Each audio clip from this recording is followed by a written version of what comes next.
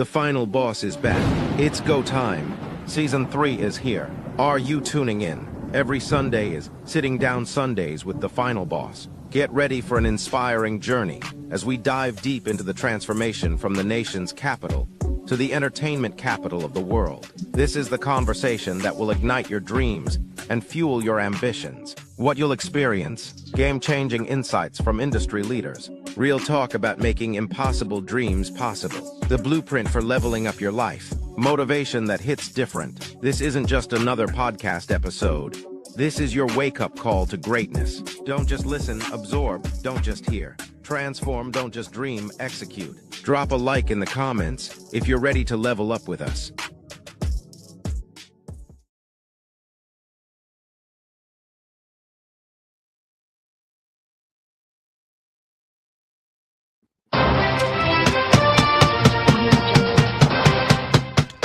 Welcome to the Final Boss Podcast. The Final Boss Podcast, Sunday night edition. Boss. And listen, I have a great show for you tonight. But before we get into that show, man, let's get into the admin notes, right? Let's get into the admin notes because we got a show and it might go over. So I want to make sure that I get all the information that is necessary to get out there, man, to the people, because we have this great, amazing show. We're going with episode number 168 on our way to 200. Yes, man, we're on our way to episode number 200, and this is 168. Look, make sure to each and every last single one of you out there, please continue to like, share, subscribe. Like, share, subscribe. I say it again, like, share, subscribe. All of the Final Boss episodes, no matter where you see us, no matter where we are. We're on Facebook, we're on Twitch, we're on LinkedIn, we're on Kick, we're on Instagram, we're on YouTube. And for all your listening pleasures, go watch us on Spotify, or go listen to us rather on Spotify. We're on Spotify as well, man. So had to get that out the way. Look, if you haven't seen our website yet, go check out our website, man. Our website is www.thefinalbosspodcast.com. Again, that is www.thefinalbosspodcast.com.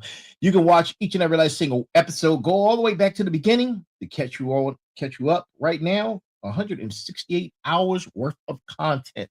168 hours worth of content. Make sure you go check that out. If you haven't already, go check out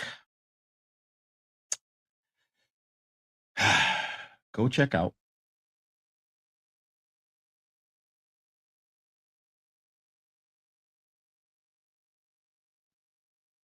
website. Yeah. Check out the website, man. If you want to shoot us an email, you can shoot us an email at info@thefinalbosspodcast. Again, that's info@thefinalbosspodcast.com. Shoot us an email, man. Keep continuing to like, share, subscribe, and drop comments. Drop comments when you can on whatever platform you are watching us and seeing us from. So let's get right into it, man. Let's get right into it. Tonight's episode, man. I hope everyone's having a great and amazing weekend. To my smarts, to my motivators, to my warriors, to my final bosses. Thank you for your support. Please continue to keep the movement moving, right? Keep the movement moving. Keep the movement moving, man. Right? And I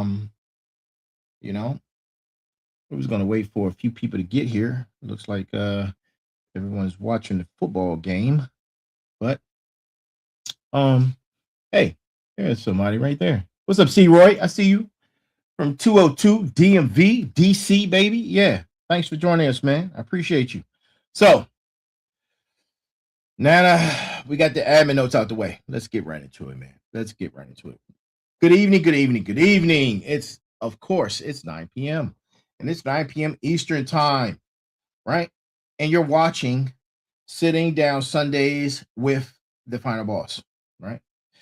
I'm your host, the architect of insight, the one and only, the architect of insight, right? the final boss. And before we get into tonight's content, man, I need you to do something for me. I need you right now. I need you right now, right?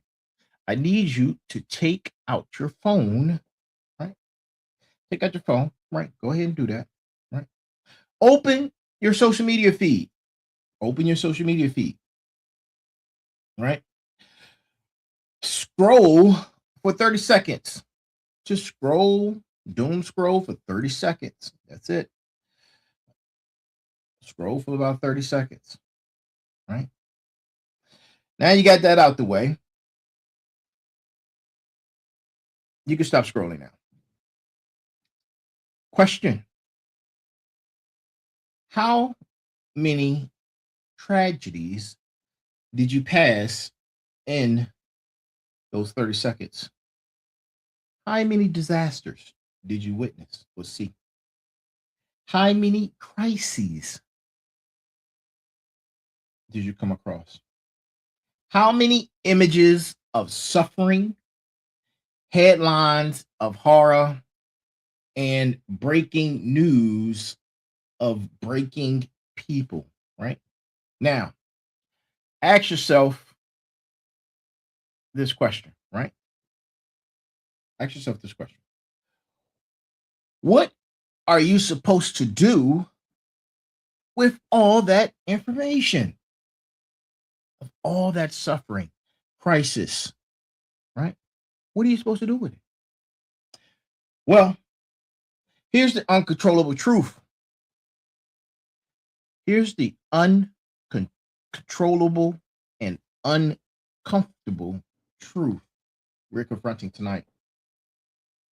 You've just participated in something I call tragedy tourism.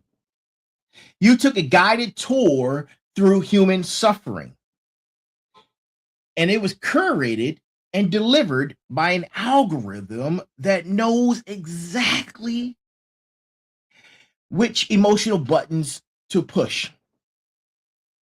You felt something, whether it be anger, sadness, fear, helplessness. And then what? Then what are you supposed to do? You kept scrolling. It's not because you're a bad person.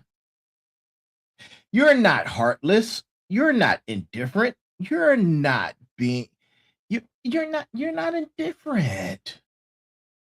You're being systematically conditioned, right? Systematically conditioned. Conditioned to consume suffering as content. Conditioned to mistake awareness for action. Conditioned to spend your emotional currency on crises you can't impact while neglecting whatever you're trying to build. It's stealing your attention. And here's what makes this particular thing very, very dangerous, right? Because your compassion is being weaponized, right? And it's being weaponized against you. So tonight, we're pulling back the curtain on the machinery that turns tragedy into spectacle. Conscious citizens into passive consumers. And powerful potential into a paralyzed panic. You wonder why so many of you guys are crashing out? Why so many of you are suffering from panic attacks, right? Well, this episode right here, episode number 168, Tragedy Tourism, Distract, Divide, and Conquer. We're about to talk about the most sophisticated psychological operation being run against you daily, right? Not in some conspiracy theory basement, but in broad daylight through the device in your pocket with your full, unequivocal participation. This isn't about becoming heartless. This is about recognizing when your heart is being manipulated to keep your mind distracted and your hands idle, right? And if you're ready for some uncomfortable truth, stay with me. Stay with me. Yeah, you stay with me. We just getting started. Stay with me. Stay with me. If you want to stay uncomfortable, this isn't the show for you, right? This isn't the show for you. But for those of you who are here and who are willing to endure and ready to endure, then guess what?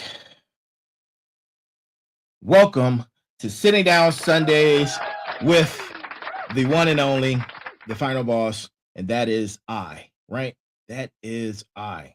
And before we get right into it, man, look, I appreciate each and every last single one of you for tuning in 5 times a week. Sundays with Sitting Down, Mondays with Motivation Mondays, Tuesdays with Tech Tuesdays with my Shmee, the one and only the Sensei, and Wednesdays with Merger Wednesdays, where we're converging on what it means to be humankind and AI kind and how we are bridging the gap between the two, right? And on Thursdays for our special guest Thursday. I'm sorry, special guest Thursday, right? Now, we got that out the way, right? We got that out of the way.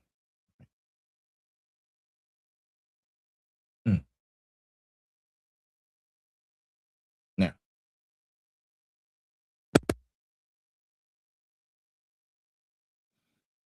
let's get into it. Final bosses, what's good? Smarts, what's good? Motivators and warriors, what's good? Welcome, right? Welcome, everyone. Thank you. This is for critical thinkers, empire builders, the students of warfare, both kinetic and cognitive. And for those of you who are new to Sitting Down Sundays, this is where we slow down to speed up while the world is being reactive to chaos. We're in strategic contemplation. While others are scrolling, we're studying. While masses are being moved like chess pieces, we're learning to become chess masters, right? And tonight's conversation is one that I've been preparing for the last couple of weeks. And I have to tell you honestly, right? Honestly, in full transparency, I've been preparing for this very moment my entire adult life, right? From 23 years in the federal service, multiple combat deployments to Afghanistan and Iraq, being present at the Pentagon on 9/11, being a branch chief for the Department of Defense, being the CEO of Saturn Digital Networks Development Corp. And the Final Boss Podcast LLC, and numerous of other businesses, right? This information is pertinent because I want to let you know I've seen real tragedy. I've responded to actual crisis. I've operated in environments where information warfare isn't theory, it's operational reality. And I can tell you, hold on. Good evening, everyone. Thank you.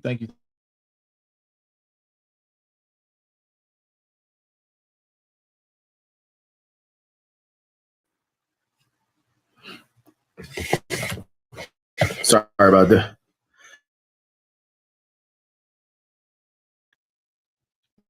Sorry about that. Sound went out. One of those things, right? One of those things.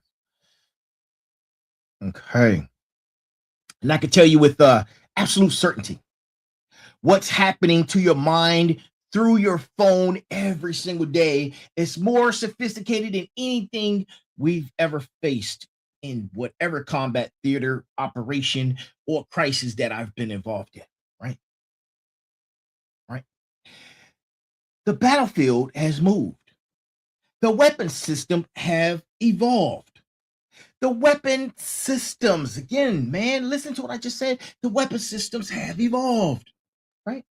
And most people don't even realize they're combatants. But tonight, we're going to examine the connection of three connected realities. Yes, three. One, right? How constant exposure to tragedy creates measurable psychological changes that benefit existing power structures. And number two, the specific mechanics of the distract, the divide, and the conquer. It's a framework, right?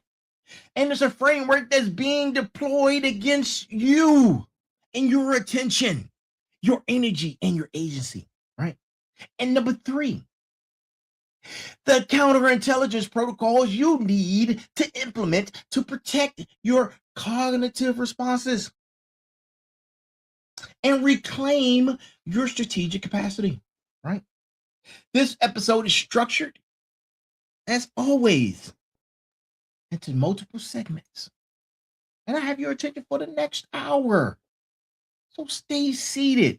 Get you a pen, write you some notes, because you're going to need that. And look, if you haven't, go get Go Time.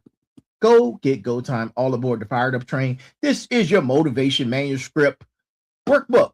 That's what this is, right? Well, it's not a manuscript anymore, but it sounds cool. Go get Go Time. All aboard the Fired Up train. This is your motivation workbook. Go grab it, man. I'm telling you, wherever books are sold, it's the one with the train on it, with the blue flames. All for metaphors purposes, right? And if you study symbols, there's a lot of symbology in here, right? Go check it out. It's the one with the blue train with the blue flames, right? So here's what I need from you. I need you to put your phone down, right? Unless you're watching this on your phone, right? But I need your undivided attention. Yes, your undivided attention. Tell whoever needs to know that for the next hour or so, you're unavailable, right? Because this conversation requires your full attention because the forces trying to capture your attention are operating at full strength 24/7, 365, and you aren't ready. You aren't ready. So let's talk about it, man. Let's talk about it and let's get down to the truth of the matter, right? And I'm going to start by defining our terms with expert precision, right? Expert precision. Because not only am I a sharpshooter, right? I'm a sniper. I'm giving you the information as a sniper, right? Because words matter. Language matters. And with that, you have an understanding of clarity because clarity is power, right? Now, if you never heard the term tragedy tourism, make sure you write that down, right? Because tragedy tourism is the systematic commodification of human suffering into consumable media content designed to trigger emotional response without enabling meaningful action, right? It's the transformation of genuine crisis into entertainment, outrage, and engagement metrics, right? But let's go deeper. Let me give you the full operational definition of tragedy tourism. Tragedy tourism is a psychological warfare mechanism that weaponizes empathy. It exploits moral concern and converts human compassion into attention currency that can be harvested, measured, and monetized by platform algorithms and content distributors. It operates on several levels simultaneously, right? And you know we're going to talk about the level. We're going to talk about the levels. Emotional damage, right? Level 1 is the individual. It exhausts your emotional resources. It depletes your decision-making capacity, and it creates learned helplessness through constant exposure to problems that exceed your sphere of influence. Level 2. Level 2 is social. And this is where it gets brainy. It fractures communities along predetermined fault lines by ensuring every tragedy becomes a tribal identifier. It becomes tribal identification marker, right? Rather than, now get this, rather than a shared human concern, right? And level 3, systemic. Systemic, not systematic, but systemic. It maintains existing power structures by ensuring that populations remain reactive rather than strategic, scattered rather than focused, consuming rather than creating. Now, here's what makes this particularly insidious, right? Traditional terrorism, you know for a fact, you're not a tourist. You know for a fact, you're just an observer. You know you're consuming experiences from a safe distance.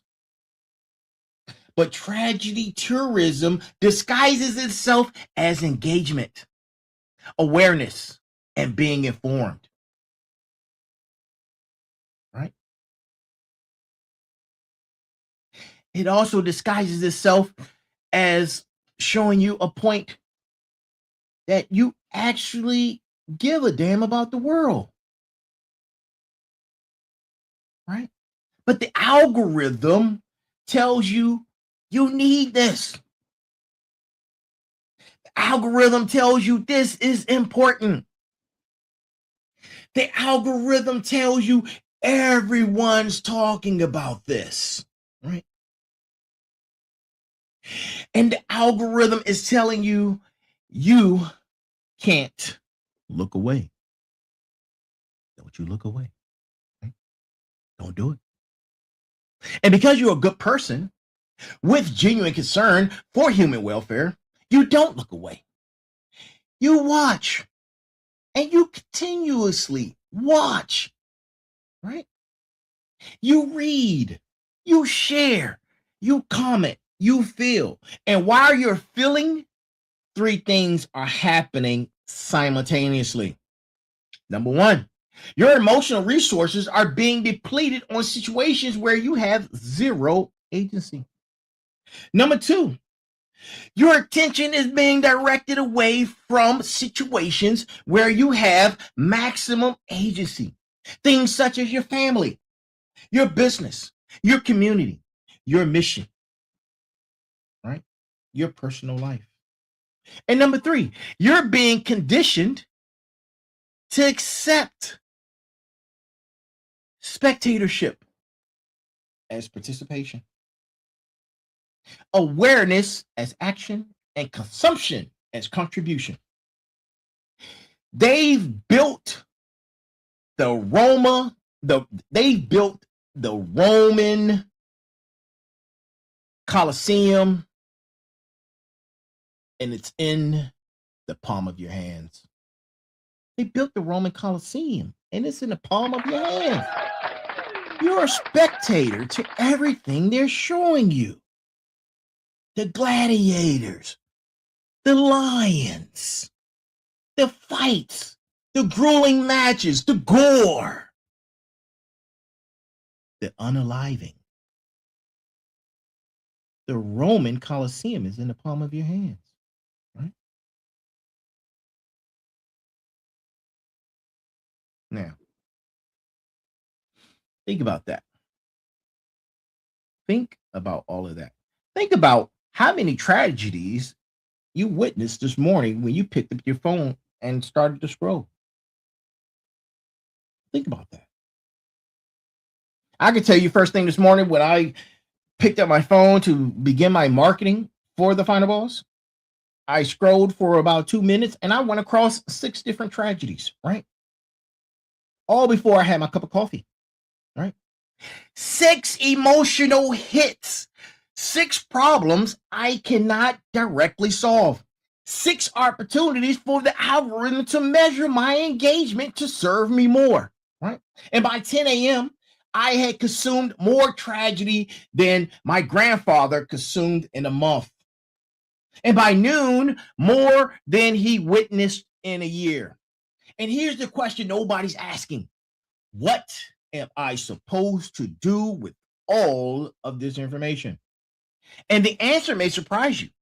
The answer may surprise you, right? The answer may surprise you. Because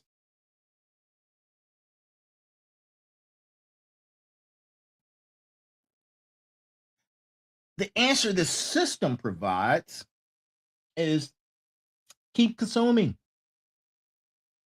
stay aware, remain engaged,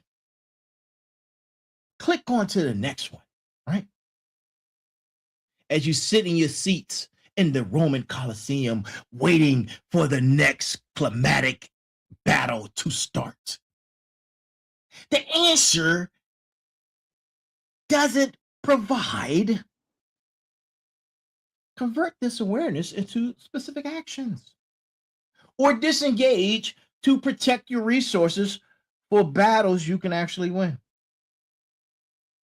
That's tragedy tourism.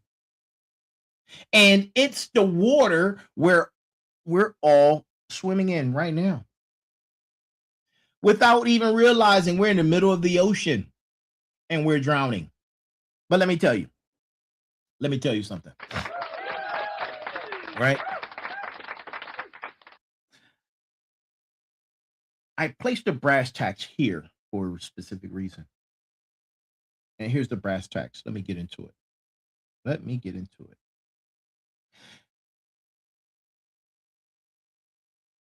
Because everything we've discussed so far anchors in this truth. It anchors in this truth. Stay with me. A population that reacts to everything responds to nothing, right? I'm going to say it again. A population that reacts to everything responds to nothing. The person who controls your attention controls your reality. And the person who controls your reality controls your future. I'm going to read that again, right? I'm going to read that again, right? This is the brass tacks. A population that reacts to everything responds to nothing. The person who controls your attention controls your reality, and the person who controls your reality controls your future, right? A population that reacts to everything responds to nothing. This is psychological warfare 101. If I can keep you constant in reaction mode, you never develop strategic response capacity.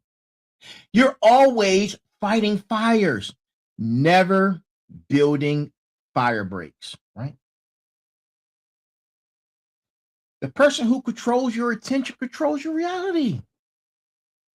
Whatever captures your attention defines what you think about, care about, act on, and ultimately become. Your attention isn't just valuable, it's the most valuable resource you possess. More valuable than your time, because you can waste time and recover. Waste attention and you've wasted consciousness itself. The person who controls your reality controls your future. Your future is created by your present actions, which are determined by your current reality, which is shaped by your attention patterns. Control someone's attention and you don't need to control their body. You've controlled their trajectory. This is why authoritarian regimes throughout history have always sought to control information flow, right? How does the Roman Colosseum feel now? Still sitting there watching those gladiator matches? Hmm? Yeah, you, talking to you. Yeah. This is why modern platform capitalism has evolved into attention capitalism. They've been stealing your attention for ages, keeping you entertained while they work in the shadows, in the blind spots. Right? This is why every major power structure on earth is fighting for control of your cognitive bandwidth. Your attention is the battlefield, and most people don't even realize they're in combat. We'll come back to that principle, right? We'll come back to that in a second, because it's the foundation of everything, right? Now, I love science, and we're going to talk about the science of it. Right? We're going to talk about hard, peer-reviewed, documented science about what happens to your brain when you're exposed to constant tragedy content. This is information that's verifiable, people. This is truth, right?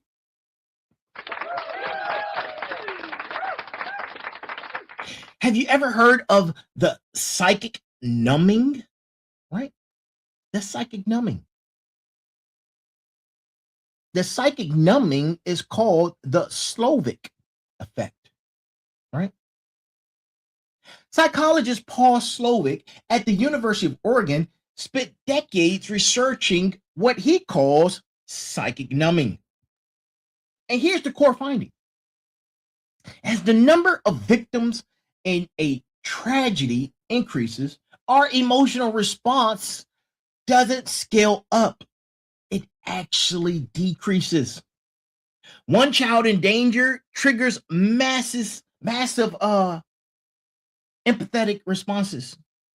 Your brain lights up. You feel compelled to act.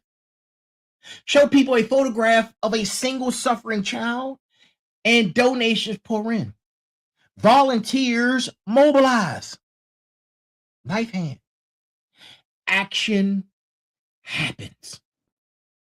But show the same population statistics about thousands of suffering children, and the response drops dramatically. The brain literally cannot process mass suffering with the same emotional intensity. It processes individual suffering. Slovic call this the collapse of compassion. Your cognitive system gets overwhelmed, and rather than scaling your empathy upward, it shuts down your emotional processing. Right? It shuts it down as a protective mechanism. Now, here's where it gets a little dark.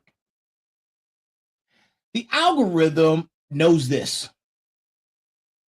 The content distributors know this. That's why your feed is an endless stream of individual tragedies rather than comprehensive context. One disaster, then another, each one hitting that individual emotional trigger,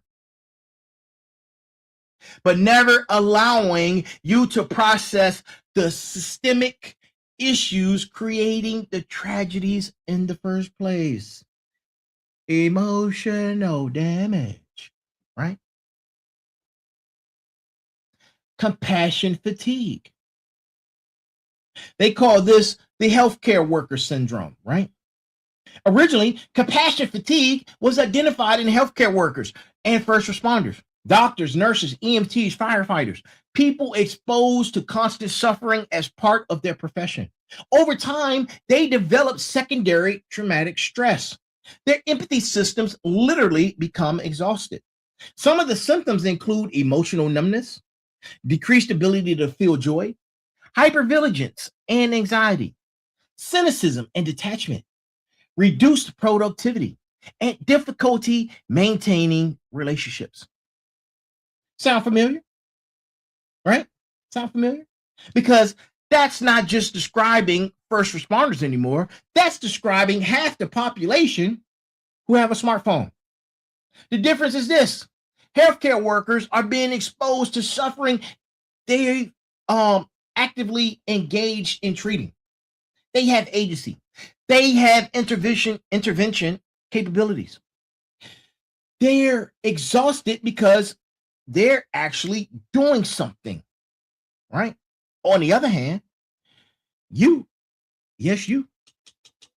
experiencing the same symptoms from suffering from just observing. You're experiencing vicarious trauma with no agency whatsoever. All the psychological costs, none of the meaningful contribution. The amygdala hijack, right, is a constant threat state. Your amygdala is your brain's threat detection system. When it perceives danger, it triggers your sympathetic nervous system, fight or flight, or freeze in place. This is adaptive when facing actual immediate threats.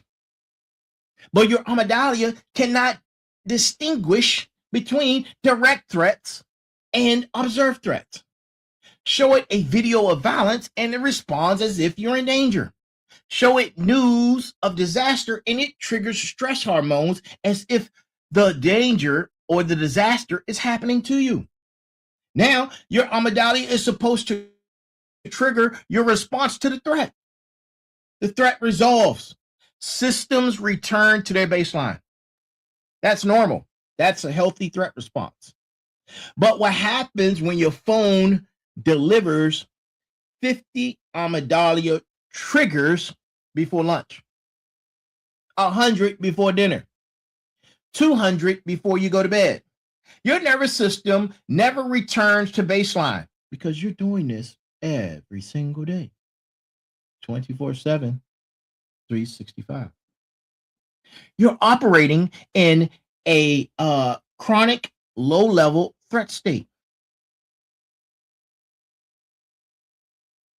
You ever look at everyone? Everyone is running with like puffy faces, right? Like, why people's faces are so puffy? Are they dehydrated? What's going on? This may or may not be a symptom of the puffiness you see, but your cortisol levels are definitely elevated, right? Your decision making is definitely impaired. Immune system is definitely suppressed. Cognitive capacity is definitely reduced. This isn't speculation. We have the brain scans. We have the hormone studies. We have the behavioral research, right? Before the pre-digital era, right? Excuse me. A major tragedy might dominate news cycles for weeks, right? That allowed for initial emotional response, information gathering, community processing, grief of anger cycles, and strategic response development, which then gave you collective action to organize. The system had natural pauses built in it. Your nervous system had recovery time. Now, you get 48 hours maximum before the next crisis pushes the current one out of your feed. And you have to recognize the pattern. You have to recognize the pattern. You never complete the emotional cycle. You're interrupted mid-processing to react to the next thing, which will be interrupted to react to the next thing. And it continues indefinitely. Understand the patterns. This creates what neuroscientists call emotional whiplash. Your system is constantly starting responses it never completes. Every emotional process left unfinished creates residual stress that accumulates. All right. And here's what I've learned from different briefings that I've been involved in. Right. And then we're talking about information warfare. An overwhelmed nervous system is a controllable nervous system. A population in constant fight or flight doesn't think strategically. They react desperately. They become predictable. They make poor decisions. They can be easily herded through manufactured crisis. This is a conspiracy theory, people. Conspiracy theory, people. This is documented psychological operation methodology. And it's not being deployed by some shadowy cabal. It's being deployed by profit-seeking algorithms that accidentally discovered the same principles military psyops units developed intentionally. The result is the same. A population that's neurologically compromised, emotionally exhausted, and strategically paralyzed. That's the science. That's what's happening to your brain. And understanding the mechanism is the first step to defending against it.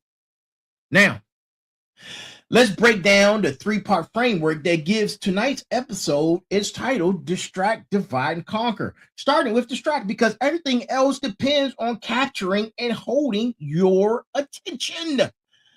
The attention economy warfare, right?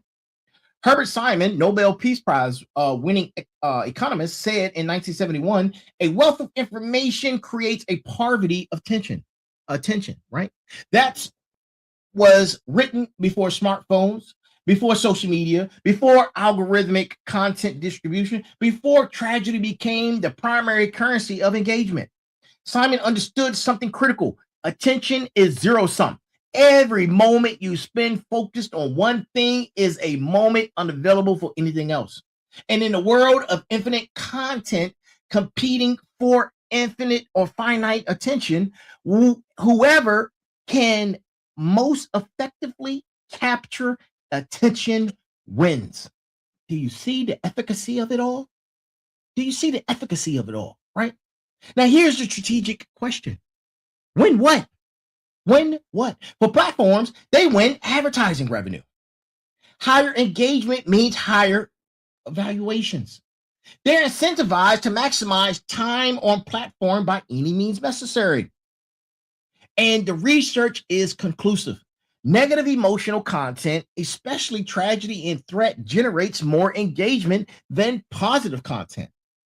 For power structures, they win compliance. A distracted population isn't organizing, it's strategizing. It's not strategizing, I apologize. It isn't building, right? It isn't threatening existing hierarchies. For you, yes. You lose. You lose. You lose time. You lose energy. You lose focus. You lose agency. Where are they keeping you distracted from? Right? Let me be specific about what tragedy tourism distracts you from. Right? Number one, building whatever you decide to build and do with your life. You're distracted. You can't do it. Number two, it pulls you away from family. All your family sitting at the dinner table with their phones in their hands. Or when it's time for have family time, everybody has their phone out.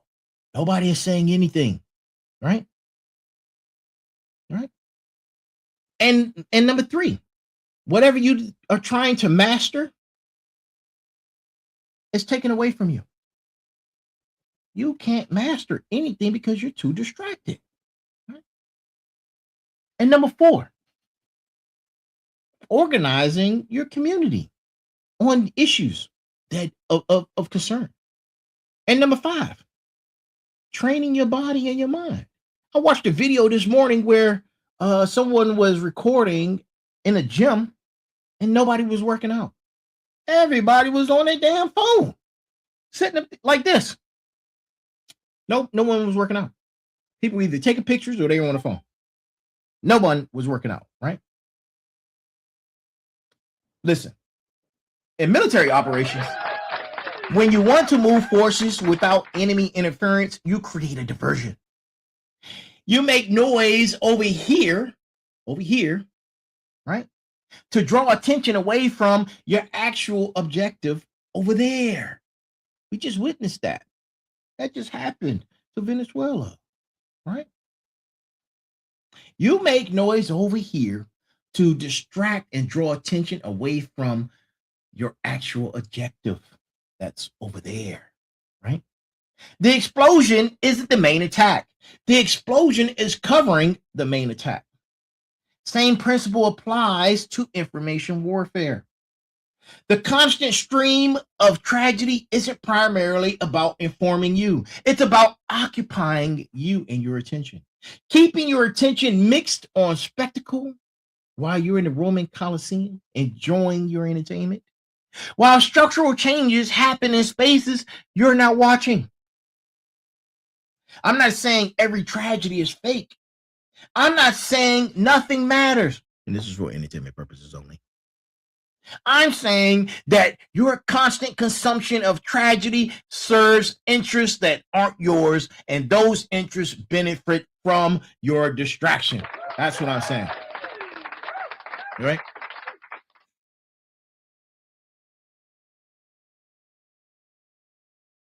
Now, let's talk about the divide. Let's talk about the divide. Moving from distract to divide. Because once your attention is captured, the next step is ensuring you're fighting each other instead of examining the system. I'm going to say that again. We're moving from distract to divide. Because once your attention is captured, the next step is ensuring you're fighting each other instead of examining the system. All this talk of civil war, anarchy, fighting amongst each other, poor versus poor. Imagine that. The tribal sorting algorithm shows that every tragedy that enters your feed comes with predetermined tribal markers attached.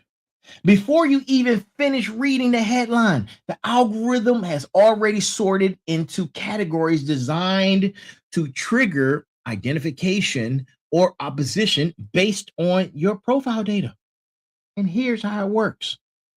If a hurricane hits, a shooting happens, a political scandal breaks, a humanitarian crisis develops, an economic downturn begins. It's a pattern. Weather, shooting, politics, humane crisis, economic downturn. What are we getting ready to go through? Government shutdown. We're getting ready to go back into the economic downturn. What just happened?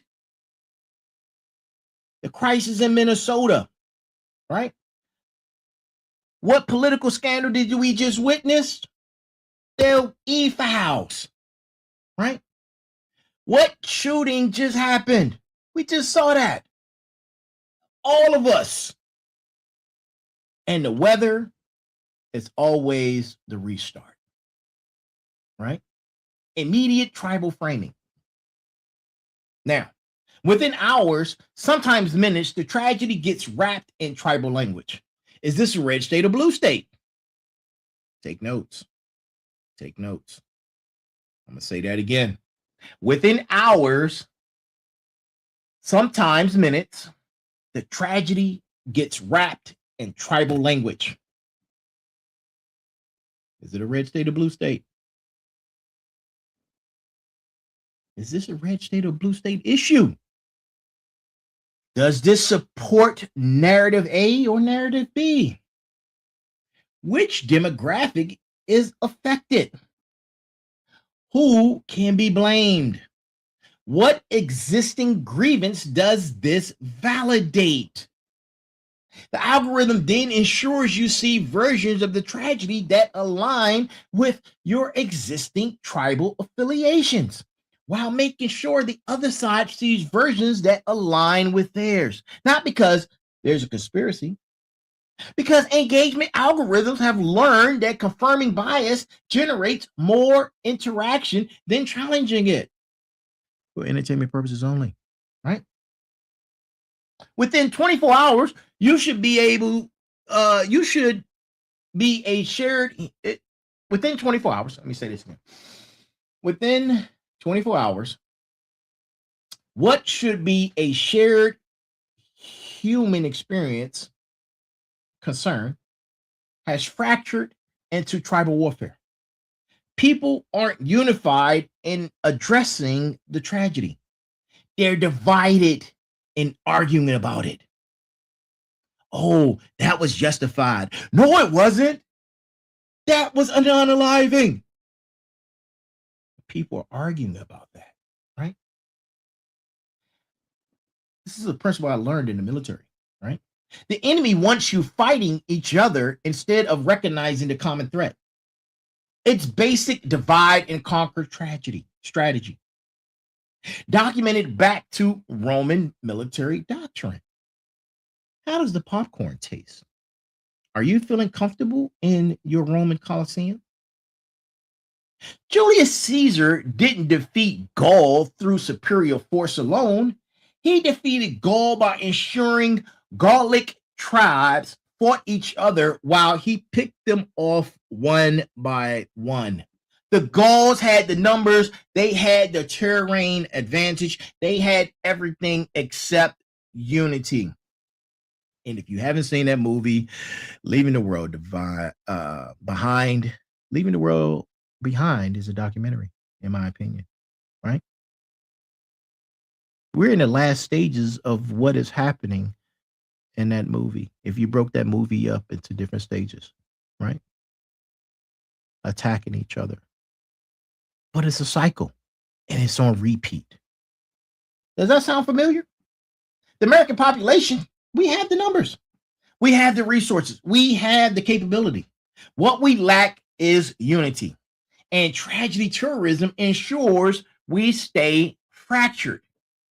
There's specific fractured lines, right? Let me detail exactly how every major tragedy gets sorted. The first is political fracture. Left versus right, liberal versus conservative, Democrat versus Republican, progressive versus traditional. Every tragedy immediately becomes ammunition in an existing political war. Gun violence becomes a Second Amendment debate before victims are counted. Natural disasters become climate change debates before rescue operations complete. Economic downturns become capitalism versus socialism debates before people are fed. The tragedy itself becomes secondary to the tribal positioning around it, right? The next one, racial fracture, right? Every tragedy involving race becomes about race relations rather than the specific incident. Pattern recognition becomes tribal identification. Legitimate concerns get weaponized into team sports. Actual victims become symbolic pawns. And then you have the generational fracture. Boomers versus millennials versus Gen X versus Gen Z versus Gen Y versus Gen Alien versus all of it. Back in the day, right? Back in the day, versus the boomers. Back in the day, that's what we used to hear, right? Every tragedy becomes evidence of generational moral failure. Wisdom and innovation both get dismissed through age-based tribal sorting. There's another one, a geographic fracture. Urban versus rural, coastal versus heartland, north versus south. Different region tragedies receive different empathy levels based on tribal affiliation, right? And then there's the religious fracture. Secular versus religious. People talking about a dress. People are talking about a dress, man. Oh, man. Y'all. We're cooked. We're cooked. Y'all are talking about a damn dress. Secular versus religious, different faith traditions positioned as competitive rather than complementary. Every tragedy becomes evidence for or against someone's worldview. And the strategic purpose. Here's why division serves power structures, right? Unified communities can mobilize massive resources rapidly. They can demand change. They can create alternatives. They're dangerous to status quo power. Divided communities spend their energy arguing with each other. They can't coordinate action because they can't agree on a diagnosis of the problem. Every attempt at collective response fractures along existing fault lines, right? Divided populations are predictable. When people sort out into tribes, their responses become algorithmic. You can predict with high accuracy how someone will respond to any tragedy based on their tribal affiliation. Predictable populations are controllable populations. You know which buttons to push to generate what response you're after, right? When communities are fighting each other over each tragedy, right? Over each tragedy of whatever tragedy deserves attention, which crisis is more important, which victim deserves empathy, they're not asking why there are so many tragedies to choose from in the first place. They're fighting over distribution of sympathy rather than examining systems of causation, right? And there's a personal cause. I'm going to go over, so don't worry about it. Don't go nowhere. Don't go nowhere. I'm going over. They're fighting over distribution. Now, let me bring this to your life. How many relationships have been damaged because of arguments about tragedies neither one of you were directly impacted by? How many family dinners were ruined? How many friendships fractured? How many Thanksgiving gatherings turned into verbal combat zones over something that had nothing to do with either party? You're not arguing about tragedy. You're identifying team membership. The tragedy is just the current battleground for pre-existing tribal warfare. And while you're fighting about tragedy, right, you're not building together, not creating together, not solving actual problems together, right? Frederick Douglass, who understood power dynamics better than most, said, "Power concedes nothing without a demand. It never did and it never will. But demands require unity, organized, strategic, sustained unity." Throughout American history, every time oppressed or marginalized groups unified across artificial dividing lines, power structures responded by finding new ways to divide them. Not through force primarily, but through a narrative, through creating new tribal identifications with superseded common interests. Same playbook, people. New technology, more sophisticated delivery. This is the mechanism. Strategy terrorism doesn't just distract you. It ensures that even when you're paying attention, you're paying it in ways that keep you divided, predictable, and manageable. United communities are dangerous. Divided ones are profitable. The algorithm has chosen profitability. The question is, what have you chosen? Now, let's talk about conquer. We talked about divide, right? We talked about the other two elements. We talked about distract. Now it's time to talk about the conquer. This is the end game of distract and divide. Because once attention is captured and communities are fractured, the conquest is almost complete. When I say conquer, I'm not talking about a military occupation. I'm talking about strategic subjugation, the capture of agency, the conversion of active citizens into passive subjects, the transformation of creators into consumers, the reduction of humans into data points whose behavior can be predicted, influenced, and monetized. This is conquest through psychology, not force.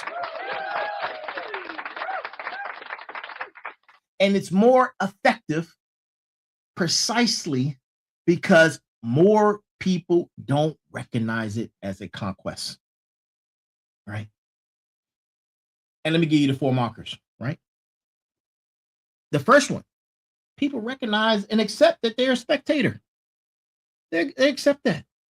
They confuse awareness with action. They normalize conditions they would have revolted against if introduced suddenly. They exhaust their resources on reactive responses rather than strategic action, right? Now, in ace, an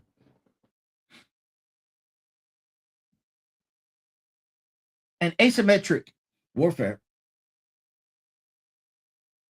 you don't need to destroy the enemy's forces. You just need to ensure they waste their resources responding to decoys while you accomplish your actual objectives. Tragedy terrorism is the decoy system. Your resources get expended responding to endless crisis, while the actual structural changes happen in spaces where you're not monitoring because you're too exhausted from all the responding, right? And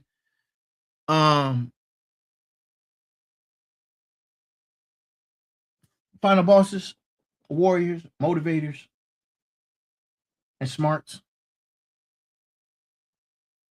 This is where you recognize what's the patterns. And here's what separates final bosses from regular players, right? Final bosses recognize conquest attempts and refuse the conditions. You see the game being played, you understand the objectives, you recognize when your resources are being extracted under the guise of concern, awareness, and keeping you informed. And you say no, full stop, right? Not no to caring, not no to legitimate human suffering, not no to being informed about things that matter, but no to the system that wants to convert your caring into currency, your awareness into engagement, right? And your humanity into data points. The conquest is only complete if you accept it. If you recognize it, you can refuse it. And refusal is the first step toward reclamation of your agency. That's what we're building toward tonight. Not heartlessness, but strategic heart deployment. Not ignorance, but focused intelligence. Not apathy, but calibrated compassion that preserves your resources for battle you can actually win. Conquered people react. Free people create. Which one are you choosing to be? Right? Now let's get personal. Right? Let's get personal. Let's talk about how to recognize when tragedy tourism, has infiltrated your own life. Because awareness of the macro pattern means nothing if you can't identify the micro systems. Symptom number one, anxiety without agency, right? Symptom number two, global awareness, but you have local ignorance. Number three, predictable emotional responses, right? Number four, outrage fatigue. Number five, conversation regurgitating and recycling, right? That's a big one. Number six, consumption as contribution. And number seven, exhaustion without accomplishment, right?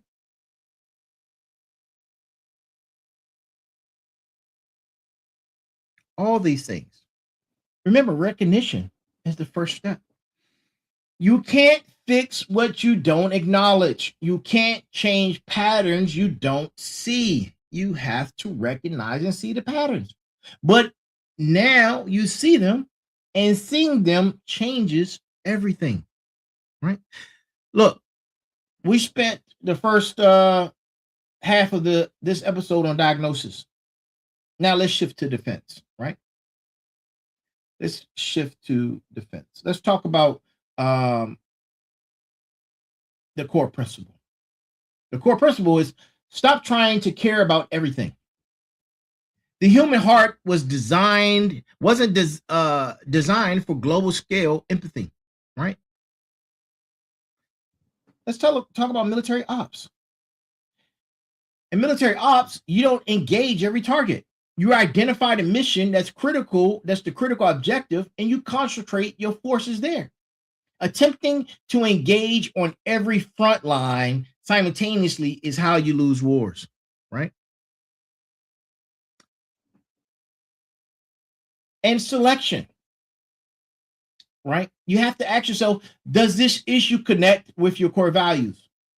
Now, what you've been told to, not what you've been told to care about, not what's trending, but what actually matters to you based on your life experience, your worldview, your moral framework, right? And resource availability. Do you have the resources that can actually make a difference?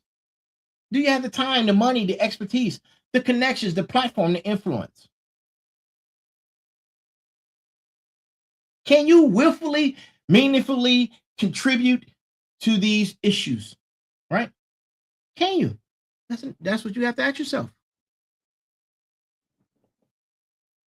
And do you have a sphere of influence? Can you actually impact the issue? Or is it outside of your sphere of influence? All right. It's strategic realism, people. And implementation protocol. Right? You have to learn these issues that I just mentioned. You have to learn all these things, man. Ask yourself these questions. Let this be a part of your critical thinking processes, right? This is what you need to do. Stop getting wrapped up in the doom scrolling, right? Stop getting wrapped up in the doom scrolling, man. The Roman Colosseum feels amazing. The gore, the fights, the blood, the bath, the unaliving. You're enjoying it, right? Right?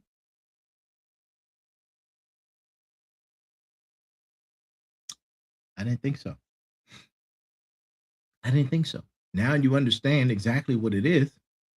You're not enjoying it as much. I know you're not, right? And listen,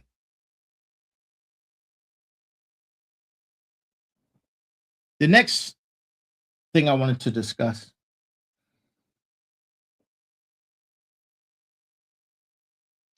is the 6 pillars of success, right? 6 pillars of success, which you can find in Go Time all aboard the Fired Up train. But we're going to talk about the 6 pillars of application, which are the 6 pillars of success that are being applied, right? Because this framework, the 6 pillars framework that is in Go Time, that's motivation,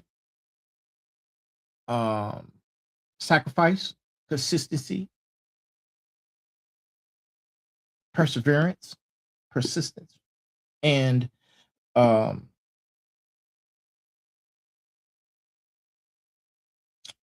it, what was the last one? I've been going over so long. Oh man, resilience, man, resilience. I couldn't. Oh boy, Whew. Mm. It happens. Sometimes it just happens, man. You look when you put yourself up here on this platform and you're talking on a points for hours or hour at a time. Sometimes information fleets. Sometimes it does, right? But we're talking about these foundational principles, right? The first pillar, motivation. When it comes to tragedy tourism drains your motivation energy by creating constant emotional depletion. Protecting your emotional means protecting your motivation, right? Your motivation isn't infinite. Treat it like the precious fuel it is. Don't waste it on vicarious trauma from situations you can't impact. Pillar number 2, sacrifice. Sacrifice. Sacrifice is here. Sacrifice is here, right? Sacrifice is counterintuitive. You must sacrifice the illusion of needing to care about everything in order to genuinely impact something. Sacrifice false engagement for authentic contribution. Sacrifice broad awareness for deep expertise. Sacrifice the appearance of being informed for the reality of being effective. And pillar number 3, consistency. Implement these strategies consistently, not reactively. Strategic ignorance isn't something you do when overwhelmed. It's your daily operating protocol. 24-hour action conversion isn't occasional. It's how you process every emotional trigger, right? Consistency in these practices builds the defensive fortifications that protect your cognitive territory, right? 6 pillars of success. And pillar number 4, perseverance. You will face social pressure to abandon these strategies. People will call you uninformed, uncaring, privileged, and selfish. Preserve anyway. Your mission doesn't require their approval. Your empire doesn't need their validation. Preserve in guarding your attention despite cultural pressure to scatter it. And pillar number 5, persistence. This isn't a one-time fix. The attention extraction machinery is persistent in its attempts to recapture you. Algorithms evolve, new platforms emerge, new crises develop. You must be equally persistent in defending your cognitive sovereignty, daily practices, constant vigilance, and ongoing commitment. And pillar number 6, resilience, the one I had problems with a few seconds ago. Build resilience against emotional manipulation by developing the capacity to witness suffering without being paralyzed by it. Calibrated compassion, strategic empathy, honest assessment of your sphere of influence. Resilience means you can acknowledge tragedy without centering your life around consuming it. These pillars aren't separate from tonight's discussion. They're the foundation that makes these strategies sustainable. And you see how I applied the 6 pillars of success. I applied the 6 pillars of success to this very topic, right? Now, to my final bosses, to my warriors, thank you for that, guys. To my final bosses, to my warriors, to my motivators, to my smarts. We're in the final segment. We're almost done. Don't go nowhere. Let me bring this home. Stay with us. All right? Of course, I have call to actions, right? Of course, I have call to actions for the next 7 days. I need you guys to start auditing your consumption. Implement selective ignorance. And then have action conversion. For choosing focus areas, take one concentrate action. Don't share it. Don't comment on it. Just allow it to be an actionable material. And hold it in a place of reference to see if there's actual impact. If it does have actual impact, donate money, volunteer time, organize effort, help build solutions. Then after that, you document your experience, share what you've learned, help others in the community break free, right? Because empire builders build on truth. They build on truth. And let me close with this truth. Speaking of truth, right? To my final bosses, my smarts, my motivators, and my warriors. The world has real problems. Genuine suffering exists. Evil circulates. And I'm not denying any of that. What I'm saying is your awareness of distant tragedy without capacity of intervention doesn't help the victims. It only exhausts you. And an exhausted you serves no one. The most compassionate thing you can do, the most revolutionary thing you can do is become powerful enough to actually create change. And you cannot become powerful if your energy is scattered across 100 tragedies. You're powerless to impact. You need to learn how to be a sniper and focus your fire. Choose your battles.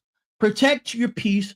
Build your empire. Because the world doesn't need more aware spectators. The Colosseum doesn't need any more spectators. It needs more capable builders, more strategic leaders, more emotionally calibrated warriors who've protected their resources for battles that actually matter. Stop touring tragedy. Start creating victory, right? Your family needs your focus. Your business needs you strategic. Your community needs you resourced. Your mission needs you powerful. None of that happens while you're consuming suffering you can't elevate. And here's the final word, right? From chess piece to chess master, that's always been the mission.